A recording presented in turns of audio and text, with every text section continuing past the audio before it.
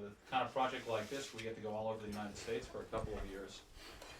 And Not a bad job. It's not bad. Pretty good, I'd say. Not bad, yeah. Pretty good really. meals.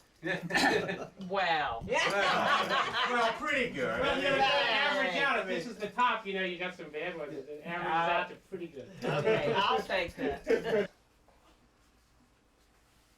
dive right in. Yeah, right in. Anybody, it doesn't matter. This is informal. As informal as it was before. Remember, we're going to cut out, you know, we're going to shoot a lot of stuff and we'll cut it and paste it, so. You mean, is it any different here on the lower shore than there's anywhere Yeah. else in the country? Yeah. Or else in Maryland, you know, just.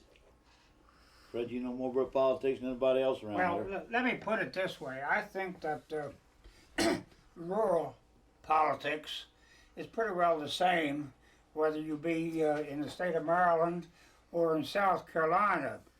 Where the difference is when you leave rural politics and get into the urban areas. And I imagine the same can be said about the urban politician. I think they're probably the same in each city. Well, what does it take? What's a good politician in a rural area? What does he have to do to be a good politician? Well, he first has to be well known. People are not going to vote for anyone whom they don't know. And that in the case of how well you get along with people, how well you shake hands with them. Is that what it is? What kind of a personality does it take to be a politician? I mean, not everybody is good at it. Well, opposites attract in anything, you know. And I think that holds true in politics. I think some people can win by being one way, others another. Hot dog, what do you think? Well, being a judge, I don't know anything about politics. I've never been involved in it. Well, I think Fred's right. I think people vote for people they like, and you got to conduct yourself in such a way to have people like you. Decent personality, intelligent, honest, friendly. Be my guess. Yeah, but there are a lot of people that are friendly and decent and honest, and they're not good at politics. What's that secret ingredient? I don't know, but I know people that, like you say, that's been very friendly, but they can't get elected. But you got to be well liked. You got to make people like you. Now, what it is that causes people to like you, I don't know. But, that's a quality you're going to have. Well, if I was going to run for office from around here, okay, what would you advise me? I would advise you to get a shave. That was a good honest answer. That's going to go down well. That one's cut. I'm not running. Yeah, I bet that was. That'll help you in New York. Yeah. But what would I need to do to sort of keep up a good relationship with the electorate around here? What kind of stuff would I have to do? You got to stay in touch with them. You got to know what they're interested in. Get interested in the same things. But you got to stay in contact with them. How do I do that? Well, be seen around, I guess. Go to all the funerals and weddings and keep your name before the general public. And do what they want you to do. Do what's right. That's usually what they want. Fred ought to know. He's been doing it got elected 12 times, 48 years, 46 years, 48 years. He knows what the right thing to do is. Well, I think this. I've always found it a practice that when you move fast through an area, you don't stay long talking to the same person. If you talk to them too long, they'll find something about you they don't like. So you don't want to be abrupt and run away too fast, but by all means don't stay there too long. Moves faster in some areas than in others. I think that's kind of important what Fred said. I think that like if you're making the trips around, I don't think you should stay at one place too much, because a lot of times for instance, if you go in a bar and you meet people and you shake hands and you But if you stay too long, you're liable to wind up in an argument, and you'll lose the whole bunch. Isn't that right, Fred? Don't buy them too many drinks. And don't buy them too many drinks. That's right. So, So it's familiarity breeds contempt. Yeah. But I have never gone into a bar that I haven't set the bar up. yeah, Oh, that's why. I've always done that. The secret of your success. And I'll tell you a good way to do that is go in there, take a drink yourself, do what you have been ordinarily doing, and lay that $20 on the bar. Of course, that buys a whole lot more here than it does elsewhere.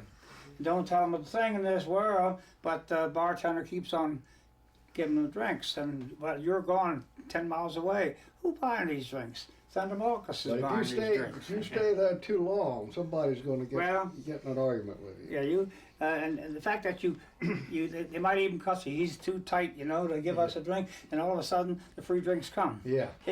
You got to give them something to make them talk for you, and something like that will. Do you have to know everybody in your district, especially in a rural district? Well, in our area here, if I may say so, most of us know each other. And when we were elected, 3 of us here, it wasn't too much difficulty in being reelected, because they knew what they were voting for, and unless we made mistakes, we would go back.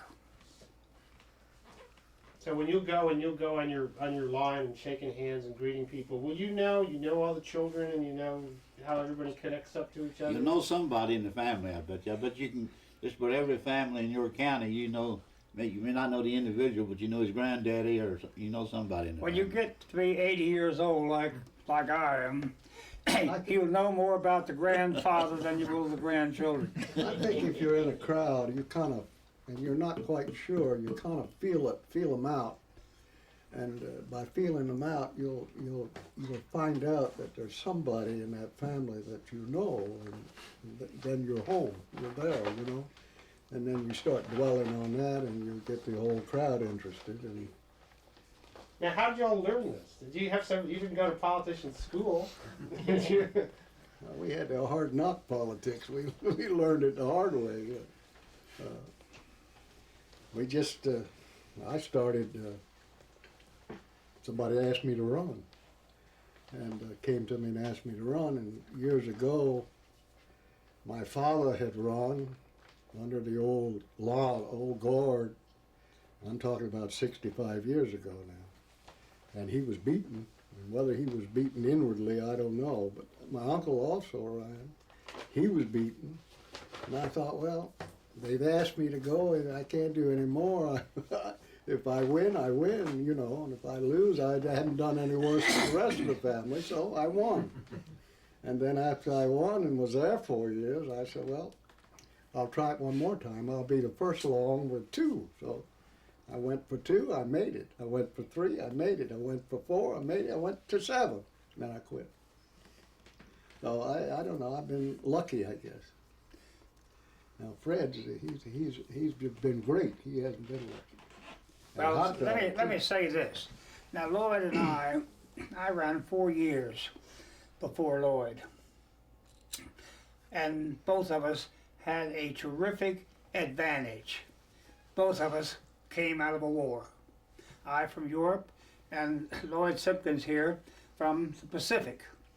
And the patriotic spirit was real high, and it was hard to beat one of the returning war veterans. And that wouldn't amount to a darn right now. I don't think that would make any difference. Do you? Well, we haven't had a war. in a long No, but I mean, even It didn't even in the if last knowing- election. You had a hero got beat by a draft dodger. yeah, right. There we go. It wouldn't make any difference now. But it did then, didn't it, Lloyd? Yes, sir. I Should, was it should also now at war. too, but it didn't. I was out of the war too. Yeah, were you? That didn't help too. Every little bit I didn't think you were old enough. helped. Let me ask you something about partisanship, because I think the general public tends to think of everything in terms of parties, Republicans and Democrats, and they don't like each other. When you go to work among other politicians, are you always conscious of what party they're from? I never was. No, in an area where we're so well known, like we are, all three of us in our area here, they know whether you're Republican or Democrat. I think in this area it helps to be a Democrat, but I don't think it's all that important. I think people in this Eastern Shore area vote for the people they think are qualified to do it, regardless of the party affiliation. I think this county has been a little tough on the Democratic side. I think if you, whatever organization you were lined up with, they did most of the work for you know? Well, years ago, you mean? Yeah, I'm talking about years ago. Not Now, it's that way changed. now. It's changed now. You don't have any It's leadership better now now. in It's any better counties. now. I like it better now. Well, when Fred started running, you talked about in your county, you had the winter bottoms and the Phillipses. You lined, if you got one of those dead up against you, you were in trouble. That's right. Now there's nobody like No, that in the county. It's not like that here now, but for years it was like that here. Well, the parties was much stronger, Yeah, what we're trying to say. And if you, when I came up in politics, I came up from the so-called Harrington faction. And a lot of people, even though they liked you, maybe even in the same family, if you didn't belong to the Harrington faction, they wouldn't vote for That's you. right. But that's all gone. That's right. The party bosses are gone in this area. And for think the that's good. most part in Baltimore City. And the two larger counties, Montgomery and Prince George's County. The bosses don't mean them much. But they haven't elected a Democrat, a Republican in Baltimore City for how many years? Many. Well, don't have any Republicans there, but Yeah. it used to be you had Democrat factions in each Yeah, oh, district. I know when Tawes was governor, and that hasn't been all this long ago, 67 when he left office. We didn't make an appointment in any county. Whether after he decided what he was going to do, he called somebody in that county That's right. and cleared it. Yeah. You You know? call the state central committee. to start No, with. he didn't No. call. No, he called some political leader, Oh, some old crony okay. of his in the county, and said, "I think we're appointing Joe Jones. How do you think that'll set?" But your political leader in this But county I bet they was don't the do it state now. central. Wasn't Well, it? Tawes was a political leader in this right, county. exactly. Now, Towers had a reputation for being a little tight. What do you mean by tight? Well, he knew the value of a dollar. Mm-hmm. Conservative. Yeah. I think Hot Dog can tell you about Mm-hmm. how many people worked in the governor's office when Tawes was there and how many works there now. They had 4 when I was there. Agnew replaced it with 22. The next day, he took over. I don't know how many is there now, but got enough. Mandel had what, Fred? He must have had 100 and something, didn't he? Well, he doesn't have as much. He didn't have as much as they have now. But let's go ahead and give you an example how government has changed. I at one time chaired the Judicial Proceedings Committee in the Senate. I was there for 12 years. The first 6 years, I had one secretary and one messenger. The second 6 years, I had 2 secretaries. That same committee, handling now about the same amount of bills, they have 2 full-time year-round attorneys, 1 full year-round administrator, and 5 others. And what has happened that the staff do much of the work. When the committee now on the floor, the chairman stands up on the floor of the Senate, he reads something which was prepared by staff. When I was chairman, I gave it without, I told them what the bill did, not what somebody else told me. And that is one of the dangerous things. We're getting more and more away from the individual who is elected and are being guided by somebody, a strong person on the staff. That's the reason I say if you cut the, In the days, past to career politicians or something? I mean, how does that change? I think you are. I think you're getting more career politicians. I think the salary has helped to change that. Don't you, Fred? One of the big things that's changed in politics is the number of ladies in the General Assembly, and that's increasing and I think it's going to continue to increase. I'll say within 10 years, the Maryland legislature will be at least half women. And what is happening in your real liberal areas, that's where the women are taking over. And the last session of the General Assembly, all we were listening to was child abuse and domestic violence, a subject matter that 25 years ago was never heard. Let me ask you a question. You're talking about increasing number of women legislators. Are they good politicians? I mean, do they act just like men? I mean, they may have different issues Well, in mind, but let me say this, that all depends on who's who. They're like men, there's some good and some not too good. The thing that I think that hurts the efficiency of a member of the General Assembly, unless he has had wide experience, like shall we say, meeting a payroll. Some of these people that have never had an opportunity to have to meet a payroll. They can't do as good a job as a person who knows what it takes to be successful in business.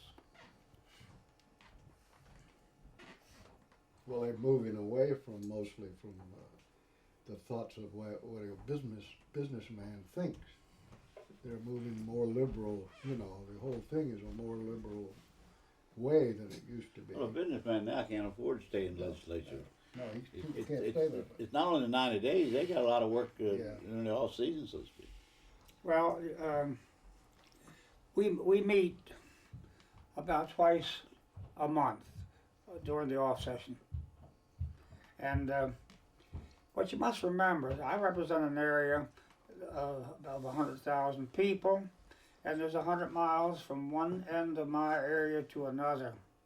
And I represent 4 county seats. And like the boards of education, you not only have to meet once, but you have to meet 4 times. It's in our area. It takes an awful lot of time driving back and forth to the various areas. That's the difference between the area that we represent here, rural, and great distances. There's a lot of people in the city. They got a couple miles square. They can walk it. A couple miles square will cover their area. Let me ask something else. I mean, just real obvious thing. I mean, have politics changed in terms of their color? I mean, how colorful they are. I mean, Lloyd, your name is Hot Dog Simpkins, and and Robert, Biggie Long. I mean, you don't have politicians with the same kinds of colorful nicknames. Muskrat Malcolm. Well, does this indicate something about how politics has changed? Is it less fun? Was it more fun back then? Well, Fred's been there for 50 years. He can tell you how much it's changed in there not in the last 50 years. I think it's not as much fun now as it used to be. But I don't know. Maybe because we're older. No, Lloyd, you're right. Let me tell you how things were in the old days and not so now. We knew the media. We played cards with the media. You could trust them. We drank beer with the media. And we all stayed in the same hotel. There was only one hotel in Annapolis at that time. And now, and you got to know them, and you got to like them, and they got to like you. And now you don't even know their names. No. And you could tell them something. If it was off the record, it stayed off the record. Now you're afraid to say anything in front of them. Yeah, you had a AP man room with you, didn't you? Yep. Gabby? Mm-hmm. I've been treated very fairly over the years by the media, and I like sunshine. I take a firm belief that what I know in my official job, I believe the public's entitled to know. Now you folks should eat that up. But a lot of people like to do business behind the closed doors.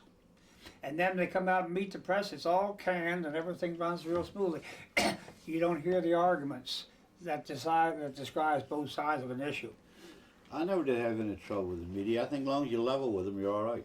When you start telling them something not so, they're going to find it out in a hurry. And you're And talking you're about in years trouble. ago, though. What do you say? You're not talking about present. You're talking about the present, too? I'm talking about all of my association with the media has been fine because I told them, if I couldn't tell them the truth, I told them I didn't have any comment. But once you lie to them, they're going to find it out, and then you'll burn up. You get along best with the older media, like anything else. And like the judge here has said, if you level with them, you'll get a fair break.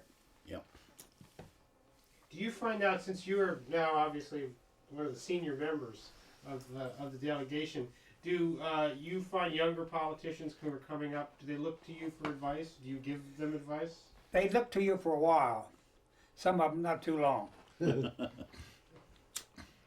would just think that with your experience, you'd have something to offer. Well, the people that would be listening to me will be the people, of course, that represent the same areas that I represent. And we are blessed in that line because we stick together.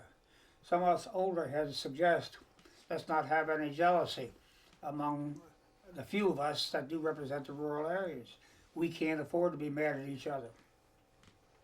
We did some interviews in Williamsburg, I think we told you. We interviewed people yesterday, and I tell you, their opinions of politicians were not of the highest. Well, that seems to be a national trend, but I don't think we have that too much around here. The people down here know their politicians, and they elect them, and they trust them, and they elect them. It's not like an area where you don't know who you're voting for. I think the people in this area have a high opinion of their integrity and honesty of the people who represent them. Or they wouldn't get reelected. Do you hear from constituents when they're mad at something you did? I didn't understand Do you. you, if you do something and your constituents don't like it, do you hear from them? They let I you- certainly do. It's always been that. Well, in politics, it's just like being the judge or an umpire. You're not going to call them all right. And since you have to vote on so many issues in the General Assembly, you're bound to make more mistakes. I have found this: if I've made a mistake, the best thing you can say, boys, I just called this one wrong. And it shuts them up. So it takes the wind out of their sails. That's They're about correct. to, okay. Y'all have any other questions? There are a couple of stories about how you were able to keep your nickname on the ballot. Well, it started the first time they came and asked me to run. I was known all around the county as Biggie. Nobody knew me as Robert Charles, you know. So I asked if they could put the Biggie Long on the ballot. So they agreed to do it, and they put me on the ballot, and I won. 4 years from there, the other side, the Republicans, wasn't going to let me put the Biggie back on the ballot. So Lloyd and I got together, and he suggested that I go ahead to the court and change my name to Biggie. So that's what I did, and they couldn't fight it. He got the circuit court to change my name to Robert Charles Biggie Long. That's what it is now, and that's the way it's been on the ballot ever since. You had to run under your given name. You couldn't run under a nickname. So we had to change his name. But they let me do it the first time. Yeah, but they didn't mean to. They didn't realize what the law was. Yeah, I worked for a guy who was running for mayor of New Orleans. His nickname was Dutch Morial.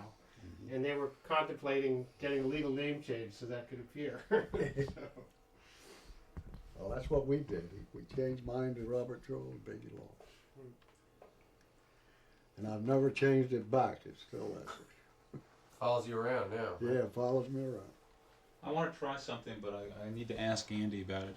What I like to do is have them introduce themselves with their nicknames. Are they all in one shot, or is this something that you can move We a have to little? pan from one to the other. Have to pan one. Is there any way we can move them closer together to have everybody in one shot? It's better just to pan, I think. Okay.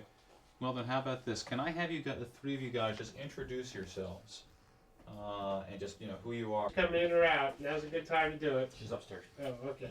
My name is Lloyd Simpkins.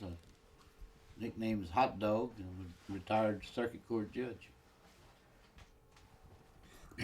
My name is Fred Marcus, State Senator for the Mid-Eastern Shore. My name is Robert Charles Biggie Long. I'm an ex-delegate from Somerset County, or from the 38th District. And I'm retired too. Eastern Shore doesn't mean a lot necessarily Okay. to people. You wanna say it over, wanna do it over? Yeah, No, we'll do it one more All time, right. yeah. All right. Andy, do you And want, look at the camera. Andy, do you want me to give them signals when they should go, or because they were all looking for me for singles, so I wasn't quite sure when to do it. It's okay, I'll I'll just, play it by ear. Okay. not to worry. Hot dog? Yeah, my name is Lloyd Simpkins. Nickname is Hot Dog, and I'm a retired circuit court judge for the First Judicial Circuit of Maryland. My name is Fred Marcus. I'm a state senator for the Mid-Eastern Shore. I am now completing my 48th year in the General Assembly in the state of Maryland. My name is Robert Charles Biggie Long. My name was changed to Biggie legally, and I'm a retired delegate from Somerset County, Maryland. Good. All right, singles?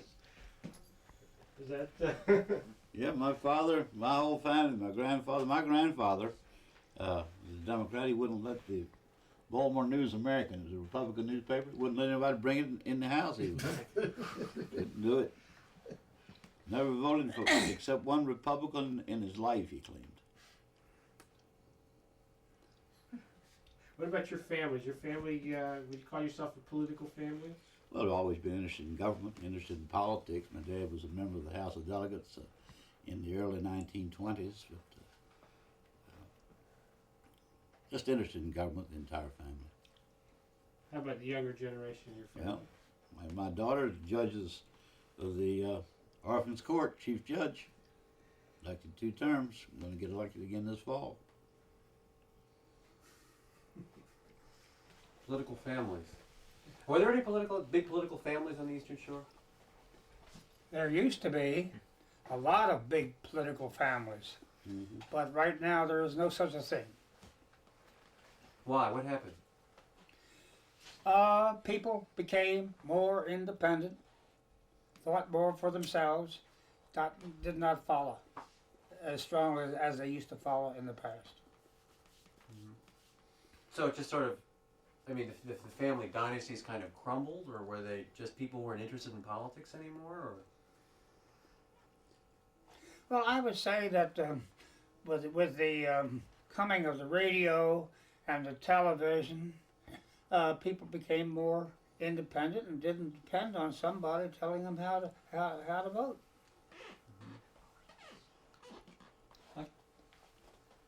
Go ahead. For our audience that doesn't know him, what can you tell us about a guy named Louis Goldstein? Oh my God. Want me to start? Go ahead, let's go. Come on, free for all. Let's. Louis Goldstein and I went to law school together. We were graduated together. We have been personal friends ever since. He ranks me as far as elected service by 4 years. Louis is almost unbeatable in the state of Maryland. It would make no difference whether he were Democrat or Republican, he would win easily. He is a great public servant. I don't know how, when he picks up the telephone, he doesn't ask who's there. He answers saying, "This is Louis Goldstein." And he's not a public official, he's a public servant. He's also sort of a master politician, isn't he? I think he just likes people, he likes to work, and when people need trouble, are in trouble, he'll find a way to help them, regardless how big or small the problem may be. I heard he's a very enthusiastic campaigner. He is that. One of the best. What is it he says at the end of his? God bless you real good. Yeah. I've listened to the same stories now for 40 years. Somebody was mentioning once that he was such an enthusiastic campaigner, he even went out of state. Oh, he does that. He did it in West Virginia one time when we were out there campaigning for the governor. The western part of the state of Maryland is rather narrow, and the Potomac River that separates Maryland from West Virginia is very narrow. And I remember once we were getting on the bus to leave a little town called, I believe it was Luke. Couldn't find Louis, and somebody said it's across the bridge. That's over in West Virginia. We were shaking hands. But I don't know. He doesn't do that by mistake. He just likes people. He sees a stranger, he goes to him and introduces himself, regardless of what state they're in. Is he all politics?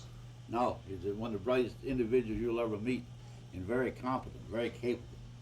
He's saved the state of Maryland millions and millions and millions of dollars since he's been controller. He wants to act like a country boy. I give you that impression. He's pretty slick. He knows what he's doing. Would you say so, Red? Yes. You don't think so? You try him sometime.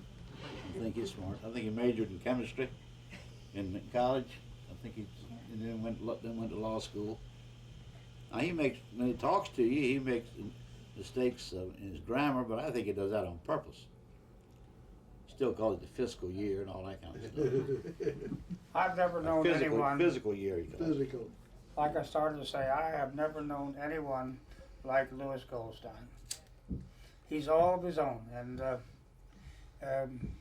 he just loves people, loves to help people, and he'll continue to be reelected. You never hear him say anything unkind about anybody. Anybody. Fred, didn't he have a nickname when he was in law school? Well, I don't remember him in college. I remember him in law school, and the word that we were given at our Do you really want that story? The Pittsburgh our- story? son-in-law. Do you really want and that Bessie story? were out there. We with have the about three half of children it. Do you want when it? they had that big earthquake. In Los Angeles area? Yes, sir. Idaho. Got downstairs. and Besides walked Carl out of that Hoffman. hotel. Carl Hoffman The cab was and coming Lewis by, and Ward they and let Wells cab. Todd. And he took them to Yeah. the airport today for Yeah. a walk. Yeah. Wait a minute, I was girls, on one of them. Did you see hold on, that? girls, they want to tape something. Hold They it, gotta do girls. something over, they wanna. Yeah, we gotta redo one thing. Oh, well, shut up. Just tell us. Senator, just one more time. Did Louis Goldstein have a nickname in college, and if so, what was it? Well, I understand that when he was at Washington College, that was before I joined him at the University of Maryland School of Law, that he was called Kid Sparkle. And the reason for that being this, someone would give him an idea which he liked, his eyes would just light up. That's fine. Thank you very Let's much. get some room tone. Just everybody be quiet for about 20 seconds.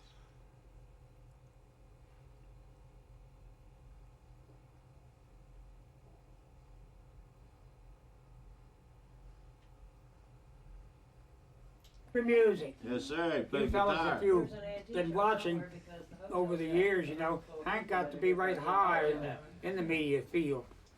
And he was on several panels, you know, in the presidential elections. You know where he is now? He's at the University of Arizona teaching. You know, we had several boys who worked on Annapolis with us. When big time Cocaine. Politics is bad. You know, politicians are bad. I think the things that people don't, you know, when I listen to the stories you guys tell, it sounds like, you know, there's lots of issues and there's lots of battles in the House and the Senate, you know, but also the politics can be a lot of fun. Well, I'll tell you one thing. I don't know. There we go. I never had anybody when I was Right. in politics, anybody in the legislature ever asked me to do anything that was dishonest. Never had a single member of the legislature ever approach me with a proposition that was dishonest. Now, they get accused of being crooks, but I never did know any of them. They were. But there had to be. I I never mean, did either. Huh? there always is. I mean. Oh, they may be, but I didn't know them. I don't think you have that much in rural politics, so. No, but City down politics. in Annapolis, I never had anybody come to me. No, I say, but city politics, I think. But they knew who they could. City They legislators knew do, who don't would you? take it No, and who city wouldn't. legislators. Yeah, I don't know what they knew, honey, but Yeah. I'm not Fred's ever had anybody approach him and offer him I a think proposition. They that- met- I illegal. think there is I had a little constituents bit do it. more now than there was then. Really? Yeah. I don't know how it moves. But you have to look at him and why did he change his vote? And then you start figuring things out, and you can't find an answer. No. But I've always, I'd like to meet. Like I said before, we take cards and drink beer with him. But you've always had that change in vote, isn't it? You Yeah. wondered why. You Yeah. know. Years ago you had to. I've seen the fight on the floor of the Senate. Seen the fight at the Cambridge Yacht, at the Annapolis Yacht Club between the top man of the Baltimore Sun paper, and the minority leader of the Senate named Kimball. Yeah. Notice I say minority. Old Kimball was in the Senate a long time too. For 30 years, wasn't Just about that. he? Yeah. Well, Fred, you saw a fight, you said, actually fist fight. That was between two Republicans too. From Allegheny and Garrett County. Cliff Friend and Remember Kid Buck? Kimball. Senator Yeah. Kimball and Cliff He Friend. was there a long time. Well, they got in a fight on the floor, didn't they? Yeah, That's Florida Senate. yeah, that fight over Fred my. did he? I introduced a bill to decrease the cost of automobile tags, and one of them belonged to the. He was a big B&O man, a railroad man, Kimball. and he didn't want any reduced automobile tags, and the other fellow did, and they had a little game on the floor. Wasn't worth watching. No, I wouldn't think so. I wouldn't. One of them hit the other one though, didn't Well, they hit each other. Charlie C. didn't get into the fight, did he? he? No, he was blind. He couldn't see his opponent. That's true. But But he Bus was- Reed was there a long time. Who? Bus Reed. You- Bus Bus- Reed was a long Bus time. Reed. Yeah. I don't know, but he was way up there in the years. I tell you so many stories. I'm going to write a book when this thing is over. 48 years in the General Assembly. And we had a fellow named Charlie. This is off the record, isn't it? Charlie C. was he was blind, and he'd have a dog, CNI dog, with him on the floor. And whenever he wanted attention, he'd step on that damn dog's toes. Honestly, he'd bark, and then Charlie C. would get some attention. And we had another one. I went to law school with. You served with him. Cliff Friend. Cliff Virts. Cliff Virts. He'd be playing poker, you know, and he'd look through these cards like this, you know. He says, "Gentlemen, I can't see anything." But there are things over life that's made it worthwhile. He played poker with braille cards. I think it wasn't hard to whip too, especially when he dealt. When he was dealing, you were in a lot of trouble.